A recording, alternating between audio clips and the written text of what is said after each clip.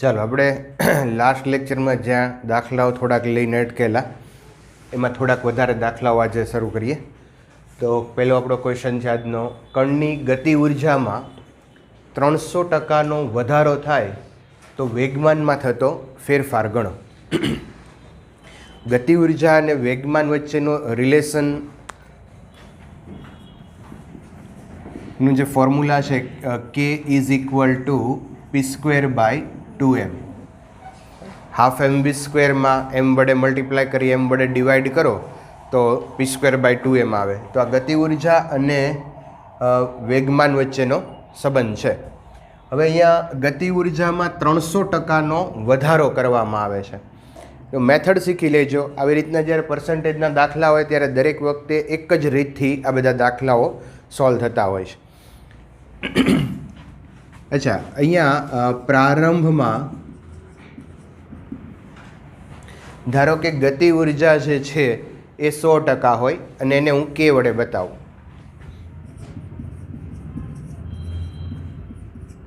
આ 100% હોય. હવે પછી કણની ગતિ ઉર્જા છે એ 300%નો વધારો કરવામાં આવે છે. તો અંતમાં ગતિ ઉર્જા k ડેશ બરાબર k પ્લસ 300% kના 300%નો વધારો થાય છે. પણ 300%નો જે વધારો છે એ પ્રારંભમાં જે k છે એમાં કરવાનો છે. અને 300% પણ એ ટકા કોના કરવાના? તો kના.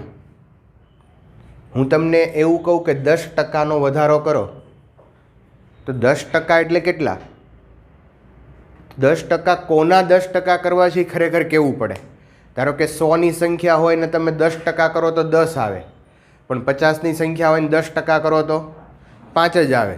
એટલે 10% એટલે એનો આંકડો ફિક્સ ન હોય. કોના પર્સન્ટેજ લ્યો છો એ ખાસ અગત્યની વસ્તુ છે અહીંયા. એટલે નવી જે ગતિ ઉર્જા છે એ જૂની ગતિ ઉર્જા એટલે કે શરૂઆતની ગતિ ઉર્જા હતી એના 300% કરવાના છે. એમાં 300%નો વધારો કરવાનો છે. ઘટાડો કરવાનો કીધો હોય તો અહીંયા માઇનસ કરવું જોઈએ, વધારો કરવાનો કીધો હોય તો પ્લસ કરવું જોઈએ. આ જે સ્ટેપ છે એ કોમન છે. વધારો ઘટાડો કરવાનું કે તો આવી રીતે તમે લખી શકો. હવે અહીંયા આને થોડુંક વધારે સાદુરૂપ આપીએ તો k વત્તા આ 300 જે ટકા છે એને આપણે પ્રમાણિત રૂપમાં ફેરવીએ. પર્સન્ટેજમાંથી તમારે સાદા રૂપમાં જવું હોય, પર્સન્ટેજ કાઢવા હોય તો 100 વડે ડિવાઈડ કરી દો ઇન્ટુ k. તો અહીંયા 3k થઈ જશે. 3k plus k 4k. k dash is equal two 4k. શરૂઆતની ગતિ ઉર્જા આવી ગઈ, અંતની ગતિ ઉર્જા આવી ગઈ. હવે વેગમાનમાં થતો ફેરફાર ગણવાનો છે. તો મિત્રો અહીંયા ગતિ ઉર્જા અને વેગમાન વચ્ચેનો જે રિલેશન છે એ k પ્રપોઝનલ ટુ p² નો છે. 2m છે એ કોન્સ્ટન્ટ છે. તો k પ્રપોઝનલ two p² or p proportional to √k. વેગમાન ગોતવું છે. વેગમાનને સૂત્રનો કરતા બનાવ્યો છે.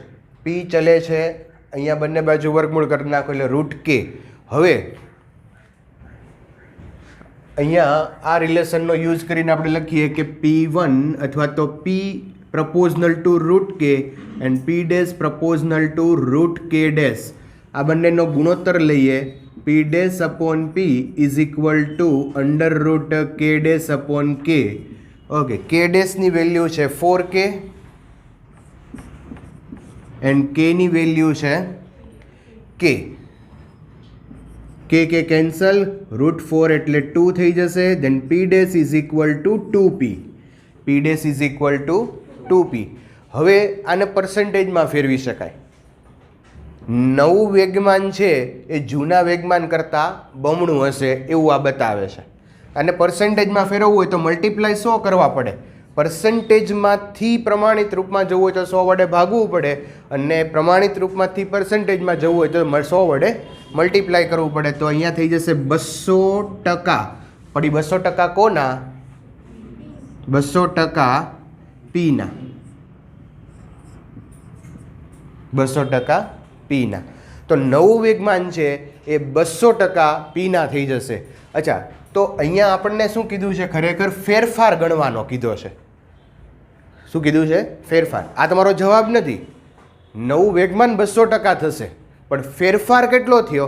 સપોઝ સમજો પહેલાં, સપોઝ આ રૂમની અંદર 70 વિદ્યાર્થીઓ બેઠા છે, બરાબર, પછી 80 થાય છે, તો ફેરફાર કેટલો થયો? 10નો થયો છે. તો જવાબ તમારો 80 નો લખાય, ફેરફાર લખવો પડે. અચ્છા, તો શરૂઆતનું વેગમાન કેટલા ટકા લેવાનું? 100%. અને અત્યારે કેટલું થયું? 200%. તો ફેરફાર કેટલો થયો? 100%નો. તો અહીંયા વેગમાનમાં થતો ફેરફાર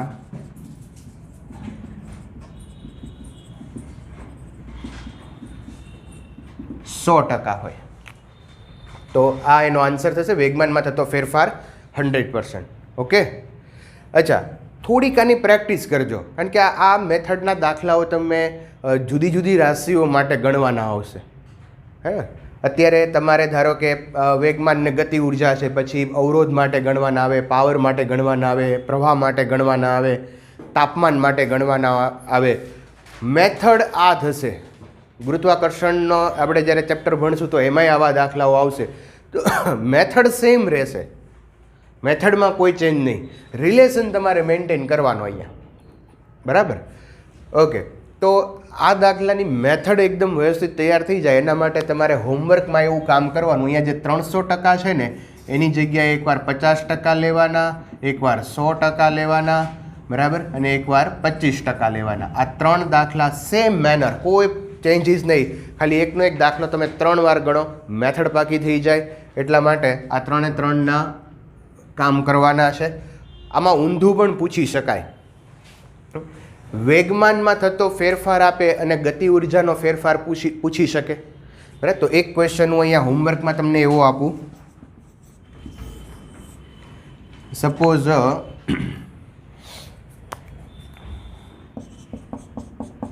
કણના વેગમાનમાં થતો ફેરફાર 10% હોય તો ગતિ ઉર્જામાં થતો ફેરફાર ગણો. અચ્છા, અહીંયા ફેરફાર અથવા તો વધારો લખશો, બરાબર? તો વેગમાનમાં થતો વધારો 10% હોય તો ગતિ ઉર્જામાં થતો ફેરફાર ગણો. હોમવર્કમાં ટ્રાય કરજો, મને કહેજો કેટલો આવે છે. ઓકે, ચાલો નેક્સ્ટ પ્રોબ્લેમ લઈએ આપણે. 10 ગ્રામ દળ ધરાવતી એક ગોળી 800 મીટર પર સેકન્ડના વેગથી છોડવામાં આવે છે. આ એનો પ્રારંભિક વેગ થયો. તેનો વેગ 1 મીટર જાડી કાદવની દિવાલ પસાર કર્યા બાદ 100 મીટર પર સેકન્ડ સુધી ઘટે છે. દિવાલમાંથી પસાર થાય ત્યારે એને અવરોધક બળ લાગે અને એને કારણે જેનો વેગ 800 હતો એમાંથી 100 થઈ ગયો. તો અહીંયા આપણે અવરોધક બળ વડે થતું કાર્ય ગોતવાનું છે. અવરોધક બળ ગોતવાનું છે, કાર્ય નહીં પણ અવરોધક બળ ગોતવાનું. કાદવની દિવાલ વડે જે ગોળી છે એના ઉપર અવરોધક બળ લાગે એ આપણે મેળવવાનું છે. ઓકે, કાર્ય ઉર્જા પ્રમેયનો આપણે અહીંયા ઉપયોગ કરીએ. પહેલું સ્ટેપ આપણું કે ધારો કે અહીંયા કોઈ એક બિંદુ 1 છે,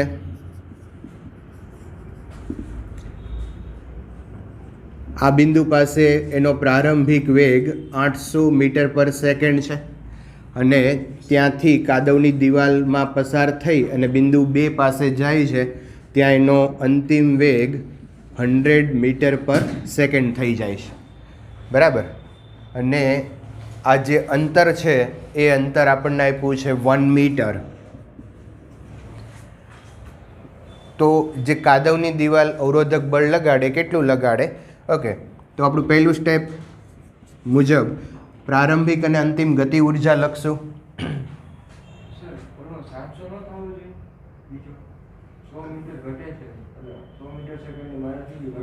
100 મીટર સેકન્ડ સુધી ઘટી જાય છે એટલે એટલો થઈ જાય છે. 100 મીટર સેકન્ડ પર સેકન્ડ જેટલો થઈ જાય છે.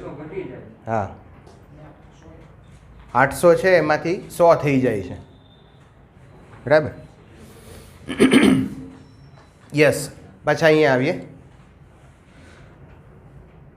100 મીટર પર સેકન્ડ સુધી ઘટી જાય છે એવું જ છે ને અહીંયા?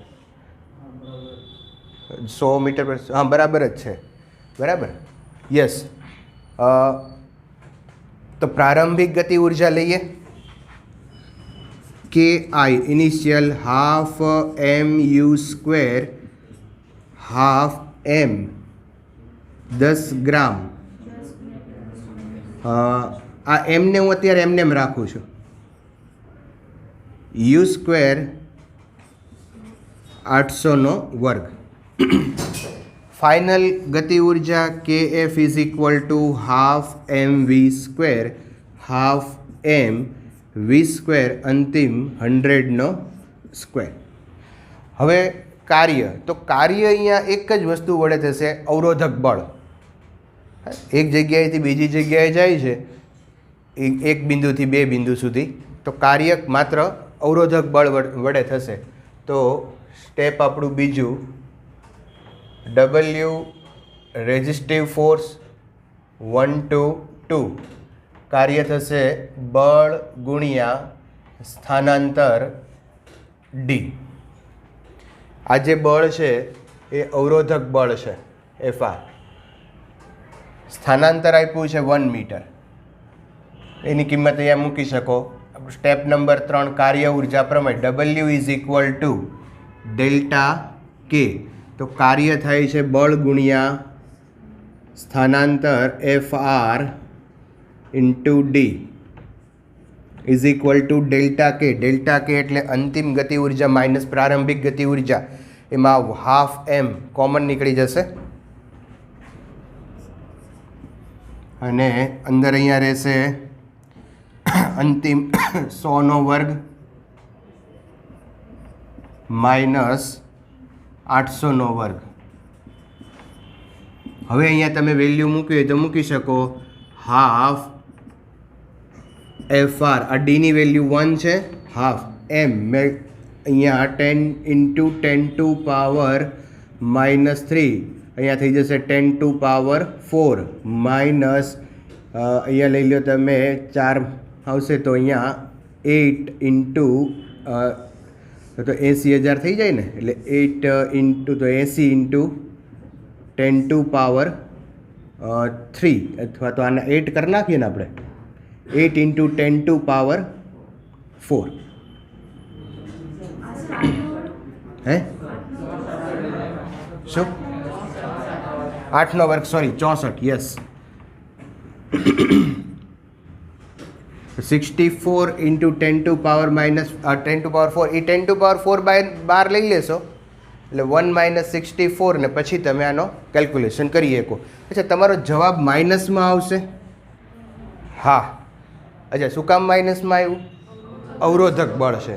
અવરોધક બળ છે એટલે જે ગતિ છે એને બ્રેક લાગે છે, અટકે છે, એટલે અવરોધક બળ છે એ ગતિની વિરુદ્ધ દિશામાં આવ્યું, એટલે જવાબ તમારો માઇનસમાં આવશે. ઓકે, તો સિમ્પલ કાર્ય ઉર્જા પ્રમેયનો ઉપયોગ કરીને આ લગભગ ત્રીજો કેમ કંઈક આપણે દાખલો કર્યો. આવો જ એક આપણે ટેક્સ્ટબુકનો દાખલો તમને હોમવર્કમાં આપ્યો, એ પણ કરવાનો, બરાબર. નેક્સ્ટ પ્રોબ્લેમ લઈએ આપણે. પોલીસ ઓફિસર 50 ગ્રામ દળ ધરાવતી એક ગોળી 200 મીટર પર સેકન્ડના વેગથી 2 સેન્ટીમીટરના પાટિયા પર છોડે છે. ગોળી તેની ગતિ ઉર્જાની 10% જેટલી ગતિ ઉર્જાથી બહાર નીકળે છે. એટલે પાટિયાની બીજી બાજુ જ્યારે ગોળી બહાર નીકળે ત્યારે એની ગતિ ઉર્જા જે પહેલાં હતી એના 10% જેટલી ગતિ ઉર્જાથી બહાર નીકળે છે. તો ગોળીની બહાર નીકળવાની ઝડપ શોધો. એન્ટર એ 200 મીટર પર સેકન્ડથી થાય છે અને બહાર નીકળે ત્યારે એની ઝડપ ગોતવાની છે. અચ્છા, અહીંયા જે આપણને સ્થિતિ આપી છે એને એનાલાઇઝ કરીએ તો એક કે ગોળી જ્યારે અંદર દાખલ થાય ત્યારે એની ગતિ ઉર્જા કેટલી હોય છે?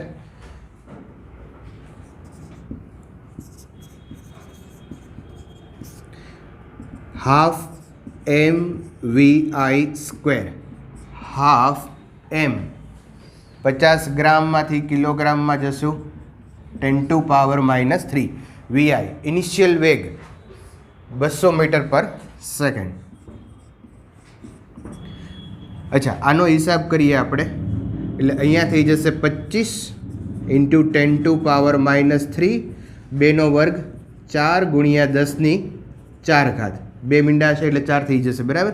અચ્છા, હવે અહીંયા 25 ચોકું 100 અને -3 + 4 એટલે 1 ઘાત રહેશે, એટલે બીજું એક મીંડું અહીં આવી જશે 1000. તો ઇનિશિયલ કાઇનેટિક એનર્જી એની 1000 થઈ. હવે ગોળી જ્યારે પાટિયામાંથી બહાર નીકળે છે ત્યારે એની ગતિ ઉર્જા 10% જેટલી રહે છે. તો એની ગતિ ઉર્જા હતી શરૂઆતમાં, એની ગતિ ઉર્જા હતી 1000 જૂલ. એમાંથી હવે બચે છે કેટલી? 10% જેટલી. તો ફાઇનલ ગતિ ઉર્જા KF = 10% KI ના. સિમ્પલ. જે ગતિ ઉર્જા બાકી રહે છે કેટલી રહે છે? 10% રહે છે. પણ કોના 10%? ટકા કોકના કહેવા પડે, એમને એમ ટકા ન લેવાય, બરાબર ને? તો 10% KI ના. ઓકે, 10/100 પર્સન્ટેજમાંથી સાદા પ્રમાણિત રૂપમાં આવીએ, મલ્ટીપ્લાય 1000. તો અહીંયા થઈ જશે. તો KF = 100 જૂલ આવશે. અચ્છા, આપણે અંતિમ ગતિ ઉર્જા નથી ગોતવાની, આપણે મેળવવાનું છે મિત્રો ગોળી બહાર નીકળે ત્યારે એની ઝડપ ગોતવાની છે. ઓકે, તો ગોળી બહાર નીકળે ત્યારે એની ગતિ ઉર્જા KF = ½ mv². આ ફોર્મ્યુલાનો યુઝ કરી શકાય, બરાબર છે? KF અંતિમ ગતિ ઉર્જા 100/2 m એટલે 50 × 10⁻, કેટલું છે? 50 ગ્રામ. Okay, -3 × Vf². અહીંયા જશે 200/50 અને આ 10⁻³ અહીંયા આવશે, ઉપર જશે તો પ્લસ થઈ જશે. એક સ્ટેપ આપણે લખીએ Vf². ચાલો, અહીંયા કેટલું થઈ જશે? 4 × 1000 એટલે 4000. તો Vf = √4000. 4000નું વર્ગમૂળ કરો.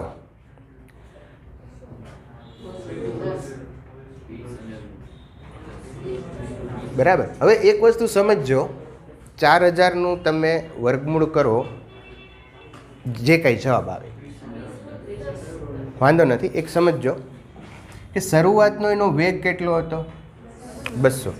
હવે અહીંયા એવું કીધું છે ગતિ ઉર્જા 10% જેટલી ગતિ ઉર્જાથી બહાર નીકળે છે, 10% જેટલી ગતિ ઉર્જાથી બહાર નીકળે છે. એનો અર્થ એવો કરી શકો કે 90% ઘટી ગઈ?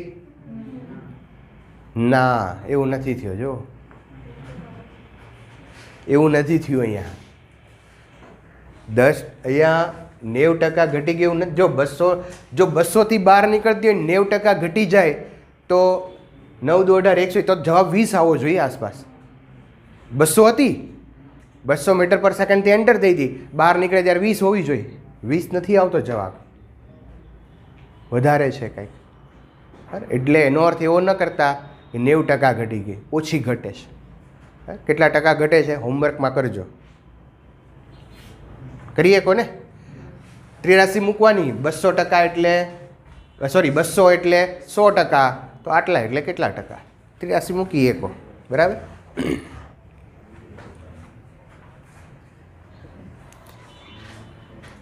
ચાલો, હજી એક લઈએ, મજાનો એક દાખલો.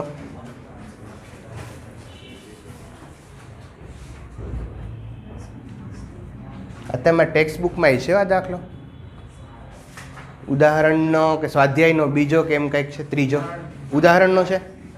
ઉદાહરણનો દાખલો છે. જો તેમાં છેલ્લે એક લીટી લખી છે. શું લીટી છે? હા, સમજ્યા?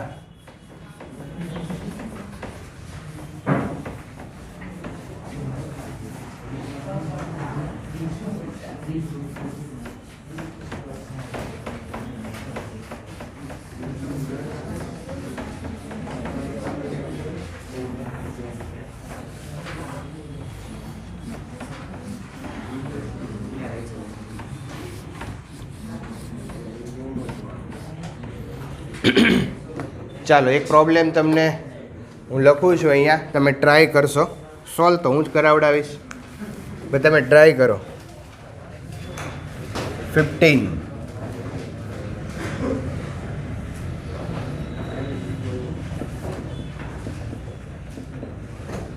આવા JEE માં પૂછાય છે.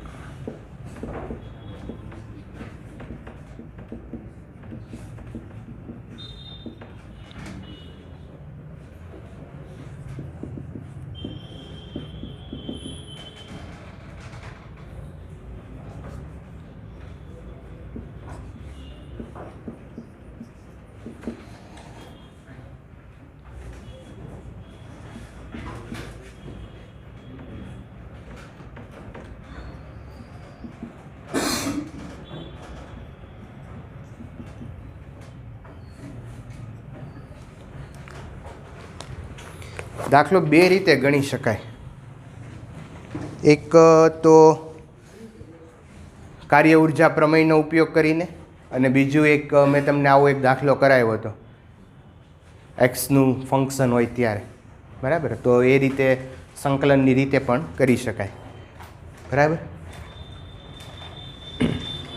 ટ્રાય કરો.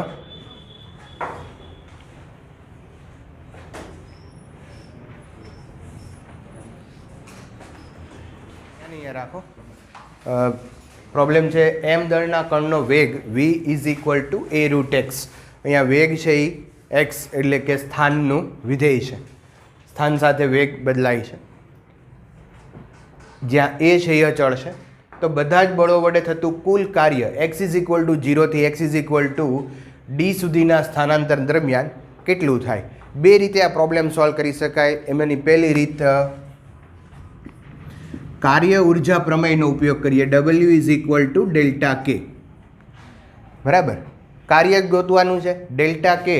ડેલ્ટા કે એટલે અંતિમ ગતિ ઉર્જા માઇનસ પ્રારંભિક ગતિ ઉર્જા half mv square in final minus half mv square initial. Half M common લઈએ. vf અંતિમ ગતિ ઉર્જા, તો અંતિમ ગતિ ઉર્જા વેગ માટે અહીંયા એક્સની જગ્યાએ ડી મૂકશું, તો એ સ્ક્વેર ડી થઈ જશે. v is equal to A root X, X is equal to D મૂકો, then v is equal to A into root D. Okay, A into root D. એની વેલ્યુ અહીંયા મૂકો તો થઈ જાય A square into D minus initial X is equal to 0 છે, તો આ 0. તો આન્સર આવી ગયો half A square M D. આ આન્સર આવી ગયો, સિમ્પલ. પ્રોપર મેથડ બીજી ઇન્ટિગ્રેશનવાળી કરાવી હતી આપણે. W is equal to integration f dot dx limit 0 to d. Force મેળવવો પડશે. ફોર્સ મેળવવા માટે પહેલાં એક્સેલરેશન મેળવવું પડે. તો પહેલું કામ એ કરીએ, ઇક્વેશન નંબર 1. ચાલો, v અહીંયા એક્સેલરેશન લેવું હોય તો v dv બાય dx. પ્રવેગ છે એ એક્સનું વિધેય છે, વેગ છે એ એક્સનું વિધેય છે, તો પ્રવેગ મેળવવા માટે a is equal to v dv by dx આ ફોર્મ્યુલાથી પ્રવેગ મળે. ઓકે, ચાલો, v એઝ ઇટ ઇઝ અથવા તો vની વેલ્યુ તમે મૂકી શકો અહીંયા a root X into dv by dx. dv by dx a root X. આનું વિકલન કરીએ. a root X into a constant છે એટલે બહાર નીકળી જશે a સ્ક્વેર. રૂટ એક્સ એટલે x raise to 1/2. x raise to 1/2, તો 1/2 આગળ આવી જશે અને 1/2 માઇનસ 1 થાય, તો 1/2 માઇનસ 1 માઇનસ 1/2. યસ, અને માઇનસ 1/2 દેટ મીન્સ છેદમાં લઈ લેશું એને રૂટમાં, તો રૂટ એક્સનું વિકલન 1/2 રૂટ એક્સ થાય. રૂટ એક્સનું વિકલન 1/2 રૂટ એક્સ થાય. અરે 1/2 આગળ આવી જશે. 1/2 માઇનસ 1 એટલે માઇનસ 1/2, માઇનસ 1/2 છેદમાં આવે એટલે પ્લસ 1/2, પ્લસ 1/2 એટલે રૂટ એક્સ. ફરી એકવાર કહી દઉં, રૂટ એક્સનું થઈ જાય 1/2 રૂટ એક્સ. રૂટ એક્સનું શું થાય? 1/2 root X. Okay, root X cancel. a square by 2 force આવી ગયો, એક્સેલરેશન આવી ગયું. Now force is equal to ma square by 2. આ ફોર્સ આવી ગયો. હવે તમે આની અંદર એની વેલ્યુ મૂકી શકો. w is equal to integration 0 to d. એફની વેલ્યુ છે ma square upon 2 into dx. અચ્છા, ma2 આ બધું જ કોન્સ્ટન્ટ છે, એને બહાર લઈ લ્યો. ઇન્ટિગ્રેશન dx નું થઈ જાય x, અને એક્સની જગ્યાએ એકવાર ડી મૂકશો તો ફાઇનલ આન્સર આવશે ma²d/2. ma²d/2. તો બે રીતે આ આન્સર થાય. પણ પ્રોપર મેથડ આ એટલા માટે છે કારણ કે જ્યારે અહીંયા વેરિયેબલ અનાયાસે વેરિયેબલ કેન્સલ થઈ જાય છે. ફોર્સ છે ને એ વેરિયેબલ નથી રહેતું. ફોર્સ ડિસ્પ્લેસમેન્ટના ડિપેન્ડન્સી એમ તો ને ઇન્ડિપેન્ડન્ટ થઈ જાય છે. તમે જુઓ અહીંયા ma²/2 થઈ ગયું. બટ જો ફોર્સની અંદર કોઈ ડિસ્પ્લેસમેન્ટ રહેતું હોત, અહીંયા એકાદી ઘાતમાં કંઈક ફેરફાર હોત, તો અહીંયા કદાચ જો એક્સ રહેતો હોત તો તમારે કમ્પલસરી આ જ મેથડ કરવી પડે. એટલે મોસ્ટ પ્રોબેબલ આ મેથડથી જજો. થોડીક લાંબી છે પણ બધી જગ્યાએ આનો ઉપયોગ કરી શકાય એવી છે.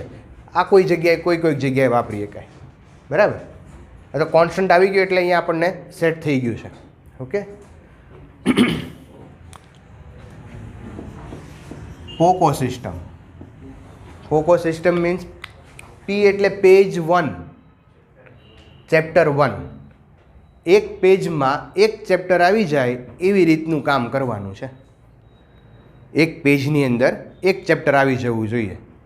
તમે દાખલા તરીકે દ્વિપરિમાણમાં ગતિ લખતા હોય અથવા તો કાર્ય ઉર્જા પ્રમેય, તમને અત્યારે તાજું છે એટલે હું એની વાત કરું. કાર્ય ઉર્જા પ્રમેય છે તો એક પેજ તમે લ્યો અને આ મારું પેજ છે, તમે તમારું પેજ લેજો.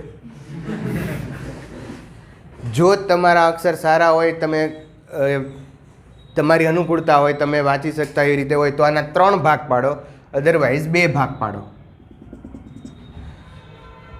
ખૂબ નાના અક્ષરે લખવાનું છે કારણ કે એ તમારે જ વાંચવાનું છે, બીજા કોઈને દેવાનું જરૂર નથી. હવે આ જે પેજની અંદર તમે લખો તો એની અંદર સૂત્રો લખો, કોન્સેપ્ટ લખો, આલેખ દોરો, આકૃતિથી યાદ રાખવાનું કંઈ કરો અને તમારી કોઈ ક્રિએટિવિટી હોય તો એ કરો. ક્રિએટિવિટી એટલે પછી ઓલા ઇમોજી દોરવાની એવા ક્રિએટિવિટી ન કરતા. બરાબર. પણ અમુક વસ્તુ એવી રીતે યાદ રાખો, બધું પરફેક્ટલી બેઠું લખવાની જરૂર નથી. ટેક્સ્ટબુકના, NCERTના અહીંયા કોઈ હું પ્રોબ્લેમ કરાવું, મટીરિયલના કોઈ પ્રોબ્લેમ એવા હોય કે જે બહુ જ ઇમ્પોર્ટન્ટ હોય અને એ પ્રોબ્લેમથી બીજા ઘણા બધા પ્રોબ્લેમ બીજા સોલ્વ થતા હોય તો એવા પ્રોબ્લેમ પણ આની અંદર લખવાના. તમે શરૂઆત આપણે ધારો કે કાર્યથી કરીએ તો કાર્યમાં બધું લખવાની જરૂર નથી ડિટેલ. તો કાર્યમાં આટલી વસ્તુ લખો કે અચળ બળ. અચળ બળ હોય તો કાર્ય FD cos θ થી મેળવવાનું. ચલ બળ હોય તો કાર્ય ઇન્ટિગ્રેશન FD cos θ થી મેળવવાનું. બરાબર. કાર્ય ધન ક્યારે થાય તો પોઝિટિવ માટે થીટા <90, નેગેટિવ માટે થીટા <90 અને 0 ક્યારે થાય તો થીટા = 90. અને આને આ બહુ મહત્ત્વનું છે. બરાબર. તો આ રીતે તમે જો નાના એવા ભાગની અંદર કાર્ય આખું ડિફાઇન થઈ ગયું. હવે કાર્યની અંદર 1-2 પ્રોબ્લેમ મેં તમને એવા કીધા હતા કે જે આ વર્ક છે એની અંદર ફોર્સ છે એ ડિપેન્ડન્ટ એક્સે હોય, એક્સ ઉપર પણ આધારિત હોય અને સમય ઉપર પણ આધારિત હોય. તો એવા 2 વસ્તુ તમે નોટ કરો કે જેમાં આપણે એવા દાખલા પણ લીધા કે જેમાં વેગ છે, વેગ A = √x હોય તો વેગ છે એ એક્સનું વિધેય હોય. તો આવા 2 પ્રોબ્લેમ તમે આની અંદર એડ કરી શકો. સપોઝ તમને એમ લાગે ફ્રિક્શનવાળો કોઈ દાખલો આની અંદર એડ કરવો છે તો એ કરી શકો. તો એક નાનું એવો ભાગની અંદર આખું વર્ક છે એને ડિફાઇન કરી નાખો. પછી તમે લ્યો ઉર્જા. તો ઉર્જાની અંદર આવશે ગતિ ઉર્જા, કાઇનેટિક એનર્જી. તો કાઇનેટિક એનર્જીના કોન્સેપ્ટ લખો, એનો આલેખ દોરી શકો. બરાબર.